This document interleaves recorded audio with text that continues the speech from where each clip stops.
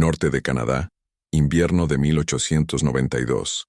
En esa latitud, el ritual era siempre el mismo: hombres serrando leña hasta que les sangraban los dedos, montones de leña creciendo junto a las chozas, humo constante elevándose de los tejados como señal de vida.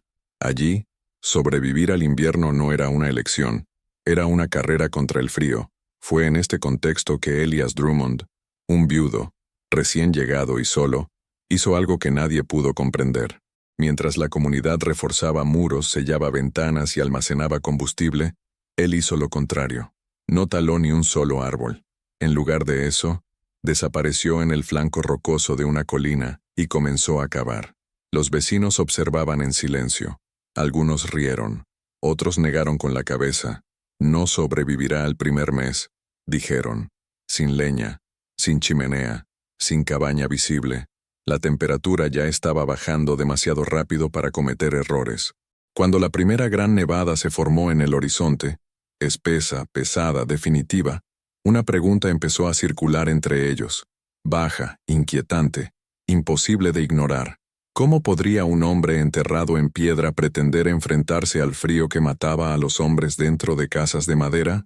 En el norte de Canadá, a finales del siglo XIX, el invierno no era solo una estación, era un filtro. Separó a quienes conocían la tierra de quienes simplemente la ocupaban. Las comunidades eran pequeñas, dispersas a lo largo de ríos helados y rutas comerciales. Los hombres se reconocían por el sonido de sus hachas, la altura de sus pilas de leña y el humo constante que subía del techo.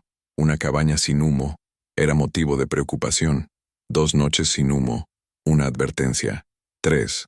Un presagio. Elias Drummond llegó sin hacer ruido. Viudo, poco hablador, pocas posesiones. Un terreno marginal, cerca de una formación rocosa que nadie quería. Terreno duro e irregular, difícil de construir. Recibió ese terreno porque nadie más lo quería. Durante los primeros días, hizo lo que se esperaba. Marcó el terreno, quitó la nieve, observó el viento. Pero pronto se hizo evidente que algo no cuadraba. Mientras los demás hombres cerraban troncos, Elías caminó hacia la ladera. Mientras el sonido de las hachas resonaba por el valle, el suyo era el sonido de las palas golpeando la piedra y la tierra congeladas. Las conversaciones comenzaron en silencio. Él no está recogiendo leña. Debió haber traído dinero, o bien no sabe lo que hace. En el almacén, lo seguían las miradas. No había hostilidad manifiesta, solo ese tipo de desprecio silencioso reservado para alguien que claramente va a fracasar. Un error anunciado no provoca ira, sino una paciencia morbosa. Elías no explicó. Compró herramientas sencillas: sal gruesa, clavos, un poco de hierro. Nada sugería una cabaña tradicional. Cuando alguien le preguntó dónde pensaba vivir, simplemente respondió, pero señaló la piedra. Algunos se rieron, otros simplemente apartaron la mirada. En esa región la tierra era un enemigo en invierno. La piedra era fría. El frío mataba. Elías lo sabía. Sabía también que el frío mataba sobre todo a quienes luchaban contra él de forma equivocada. Mientras los demás reforzaban los muros de madera, él midió la profundidad del suelo. Mientras discutían cuántas cuerdas de leña serían suficientes, observó dónde el sol daba más tiempo a la roca a lo largo del día. Sin discursos. No necesita explicación. A los ojos de la comunidad, no era ni valiente ni visionario. Era solo el hombre el que no iba a sobrevivir. Y el invierno se acercaba demasiado rápido para hacer malas apuestas. La tierra de Elías parecía vacía. Para cualquiera que pasara a lo lejos, no había señales de construcción alguna. Ni techo, ni chimenea, ni muros erigidos. Pero a pocos metros de un afloramiento rocoso, había una entrada. Bajo, rectangular, rodeado de piedras apiladas con precisión. No era una puerta, era un pasadizo. Dentro estaba oscuro, un silencio sordo. Un corto pasillo excavado en la roca conducía a una abertura subterránea de poco más de 3,6 por 4,2 metros. Modesta, pero cuidadosamente tallada. Las paredes eran lisas. El techo se sostenía con vigas reutilizadas fijadas en grietas naturales de la piedra. En el suelo, delgados canales de drenaje. A los lados, se habían excavado nichos para guardar provisiones, herramientas y mantas. En la entrada sur, una única abertura, una ventana de cristal grueso, orientada hacia la poca luz solar que permitía el invierno. Encima, un pequeño y rudimentario colector térmico, hecho de metal oscurecido y botellas llenas de agua. Un experimento, nada más. En el centro de la cámara, una losa de piedra con grietas rellenas de arcilla, el único espacio con señales de fuego. Pero no era una chimenea. No había corriente de aire ni chimenea. Solo una salida discreta, casi invisible, empotrada en el techo. Elías había usado partes de un viejo horno para crear algo más compacto, más contenido, más eficiente. Madera, casi nada. En el exterior solo unas pocas tablas protegían la entrada del viento. No hay pilas de leña. No hay estructuras visibles. «Esto no es una casa», murmuró uno de los hombres del pueblo mirando el edificio. «Es un hoyo», respondió otro con una breve carcajada. Y lo cavó él mismo. En octubre, las temperaturas ya descendían por debajo del punto de congelación por la noche. Las primeras heladas endurecieron el suelo. En noviembre, el río comenzó a congelarse en sus orillas. Y aún así, Elías no cortó leña. A principios de diciembre, un visitante, Jacob, el herrero, se acercó a la entrada. Llamó a Elías, quien salió de la sombra de la roca. Tenía las manos limpias, sin aserrín, sin carbón, sin callos nuevos. «¿De verdad vas a pasar el invierno ahí?», preguntó Jacob. Elías simplemente respondió: «Ya ha comenzado». No hubo orgullo, ni provocación, solo una simple declaración. Jacob meneó la cabeza, se dio la vuelta y se fue. 2 días después, la primera nevada cubrió completamente la colina. La entrada ha desaparecido, y Elías también. La primera semana de diciembre trajo más que solo nieve. Traía el sonido, un sonido apagado, llevado por el viento entre los árboles, el crepitar constante de la leña ardiendo. Las chozas ardían sin llama todo el día. Familias enteras se turnaban alrededor de las fogatas interiores, calentando ollas de hierro fundido y hirviendo paños para humedecerlos. El frío era implacable, ni siquiera por un solo día. Desde afuera, la colina donde Elijah había cavado su casa parecía abandonada, cubierta de blanco, sin rastro. Algunos dijeron que había huido, otros apostaron a que ya estaba muerto. No había señales de humo, ningún movimiento. En el pueblo, mientras los hombres apilaban leña y calculaban ansiosamente el ritmo de consumo, el nombre de Elías volvió a surgir en la conversación, ahora con menos desprecio, pero todavía con incredulidad. Ese hombre, el de la colina. ¿Elías? Si todavía está ahí, ya está congelado. Pero en la mañana del 5.º día, algo cambió. Jacob, el herrero, subió por el sendero por impulso. Sentía curiosidad, quizás por respeto, quizás por culpa. Se detuvo en lo alto. El viento silbaba entre los árboles secos. Miró hacia el lado donde sabía que estaba la entrada. Nada, solo nieve. Silencio. Fue entonces cuando lo vio. Una ligera columna de vapor, baja y difusa, que se eleva desde una roca oculta. No era humo de leña, no era fuego. Era algo más sutil, condensación térmica. El aire caliente se encuentra con el aire helado del exterior. Él se acercó. Allí, bajo capas de nieve compactada, se ve el contorno de una abertura. Jacob se arrodilló y cavó un poco. Sintió calor, calor, calor de verdad. Golpeó la estructura 2 veces. Silencio. Luego, pasos. La puerta, o lo que podríamos llamar una puerta, se abría hacia adentro. Se escapó una luz ámbar, y con ella, lo imposible. Aire cálido. Apareció Elías, sin abrigo, con el rostro sereno, sin señales de agotamiento ni frío extremo. «¿Estás bien?», preguntó Jacob, sin poder ocultar su asombro. «Sí. ¿Te gustaría entrar?». Dentro todo era diferente. La luz provenía de velas fijadas en las paredes. El suelo estaba seco. Las piedras estaban calientes al tacto. En un rincón, una pequeña caja de metal todavía irradiaba calor. Había rastros de fuego, pero ningún brasero activo. Humedad controlada en el techo, sin fugas, sin hielo interno. ¿Cómo? Jacob apenas podía articular palabra. ¿Cómo hace tanto calor aquí? La tierra lo retiene.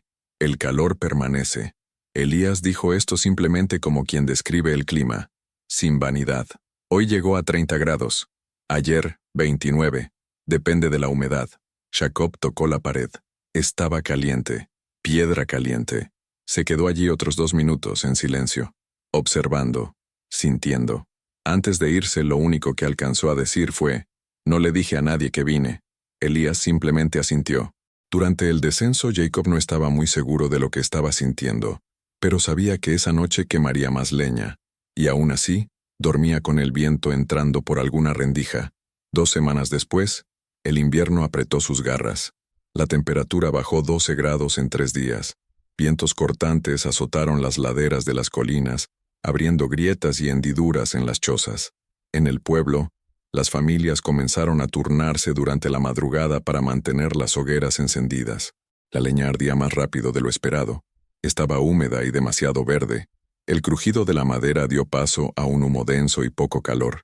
En la casa de los Callahan, el niño más pequeño, Owen, comenzó a toser, fiebre alta, mejillas rojas.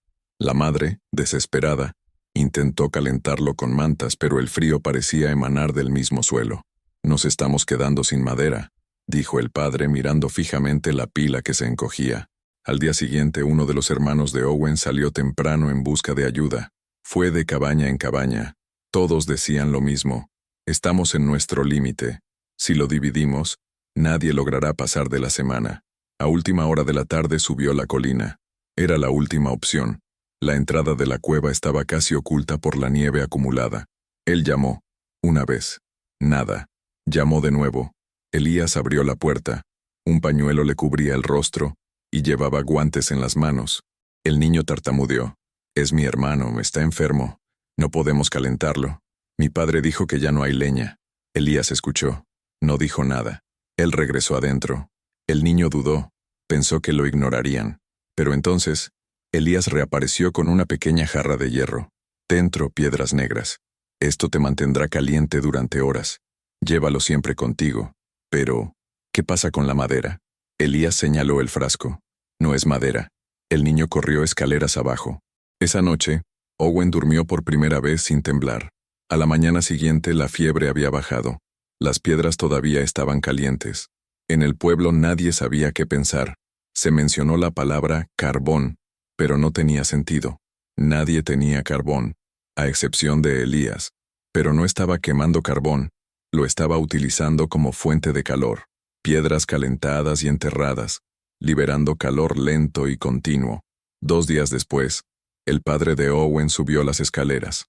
No es para decir gracias, todavía no, pero preguntar: «¿Cómo calentaste eso?». Elías respondió simplemente: «El calor es algo que se mueve lentamente, si no tienes prisa».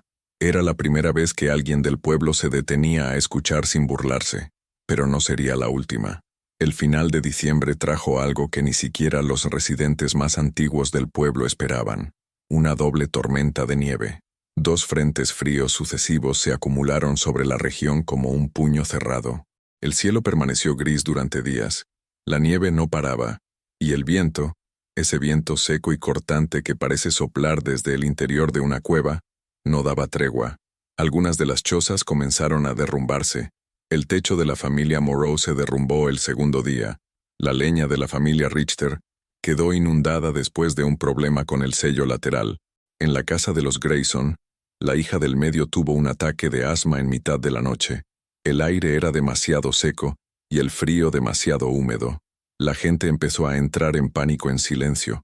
Nadie lo dijo en voz alta, pero sus ojos lo confesaron: la madera no durará.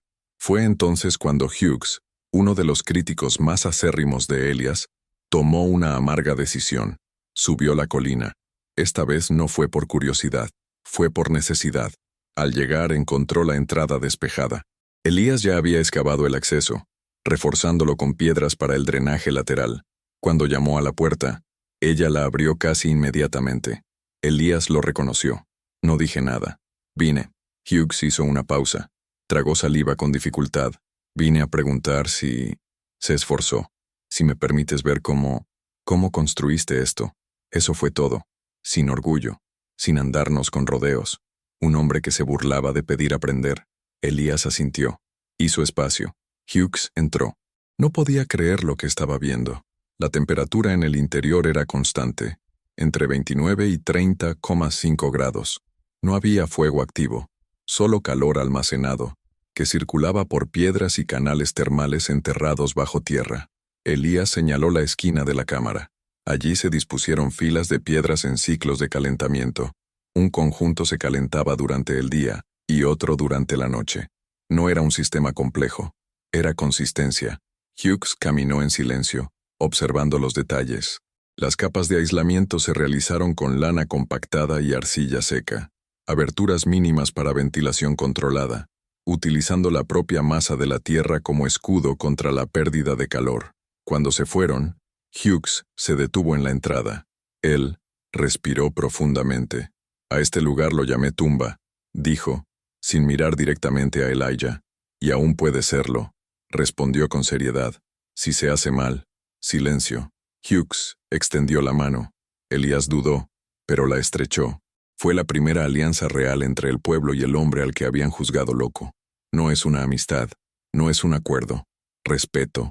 La semana siguiente, 3 residentes acudieron solos, en distintos momentos, a pedir consejo. Elías no explicó mucho. Él lo demostró. Te lo dejó ver. Cada uno sacó sus propias conclusiones. Enero ha avanzado. El pueblo empezó a cambiar, no con discursos, pero con pequeñas acciones. Callahan, el padre del niño enfermo, comenzó a enterrar latas de metal junto a la pared norte de su cabaña. Moreau, cuyo techo se había derrumbado, comenzó a compactar nieve alrededor de la casa como aislamiento improvisado. Y Hughes excavó parte del terreno detrás de su casa e instaló un espacio de emergencia semisubterráneo. No lo llamó refugio, ni cueva. Simplemente dijo que era para las peores noches. Pero el cambio más visible vino de Chatwood. Fue uno de los más escépticos, uno de los primeros en reírse de Elías. También era uno de los pocos con recursos. Su casa era grande, con paredes dobles y ventanas reforzadas. Aún así, en febrero, se quedó sin leña. No duraría ni 3 días más, confesó después. Con el rostro curtido por el viento y la barba cubierta de hielo, subió la colina. Encontró a Elías cortando pequeños bloques de hielo para derretirlos. No llevaba guantes, solo una pala corta y precisa. Necesito ayuda, dijo Chatwood sin rodeos, sin preámbulos. Elías se detuvo. Ella lo miró, sin juicio. Él simplemente asintió. Él entró. Salió minutos después con una bolsa de tela. En el interior, piedras oscuras, envueltas en tela gruesa. Lo entregó sin decir nada. Chatwood lo sostuvo con ambas manos. Estaban tibios. Gracias, murmuró sin dejar de mirar al suelo. Elías no respondió. Empezó a cortar el hielo de nuevo. Esa noche, la hija de Chatwood durmió junto a las piedras, y no tosió ni una vez. Al día siguiente, Chatwood envió madera seca a cambio, y discretamente comenzó a excavar un nuevo espacio detrás de su casa. Él no lo llamó un homenaje, pero todos sabían de dónde venía la idea. En el pueblo nadie hablaba abiertamente, pero a Elías ya no lo llamaban el loco de la colina. Ahora solo estaba Elías, y cada mañana, el camino hacia la cueva aparecía libre de nieve, porque alguien, nadie sabía exactamente quién, vendría antes del amanecer a limpiarlo. Cuando llegó marzo, aparecieron los primeros signos del deshielo en el valle. Las ramas empezaron a gotear. La nieve endurecida alrededor de las cabañas cedió lentamente. El silencio del invierno poco a poco dio paso al sonido de la madera que se reordena y de la tierra que se mueve. En el pueblo nadie hablaba directamente de Elías, pero había señales por todas partes. La casa de la familia Grayson ganó una pequeña ampliación excavada, cubierta de musgo seco. La familia Callahan poseía ahora una especie de reserva térmica, piedras calientes envueltas en telas, utilizadas por la noche para retener el calor. Incluso Hughes, que antes tenía tanta confianza en sus estructuras tradicionales, ahora construía chimeneas empotradas en el suelo, ya no en las paredes. Elías no pidió reconocimiento, no participó en las reuniones. Él no subió al pueblo, pero un día de abril, durante la última gran reunión de primavera, surgió su nombre. «Tendremos que cavar el nuevo invernadero antes de mayo», dijo Hughes. «Elías podría ayudar con eso», sugirió Chatwood con naturalidad. sin dudarlo. Nadie estuvo en desacuerdo. Nadie se rió. Era como si el nombre siempre hubiera sido parte del proceso de toma de decisiones. En la colina Elías construyó una segunda estructura, más grande, más amplio, todavía bajo tierra, pero con zonas separadas, una para almacenamiento, otra para descanso y una tercera para experimentos térmicos con rocas y vapores. Nunca le explicó a nadie qué hacía allí, pero todos lo sabían. El sistema estaba mejorando. En junio, una joven pareja recién llegada subió a la colina. Les habían cedido un terreno vecino. Dijeron que necesitaban consejos sobre cómo construir. Elías los escuchó. Les mostró el interior de la cueva. Les indicó la dirección del viento. Luego le prestó herramientas. Finalmente el marido preguntó, ¿este tipo de casa tiene nombre? Elías pensó durante unos segundos. Entonces respondió, no sé. Hizo una pausa. Por aquí, simplemente lo llaman refugio. Y ella sonrió por primera vez en mucho tiempo. Si historias como esta te hacen pensar diferente sobre la supervivencia, la resiliencia y la inteligencia silenciosa, suscríbete. Cada semana, una historia real que desafía lo obvio y respeta lo esencial.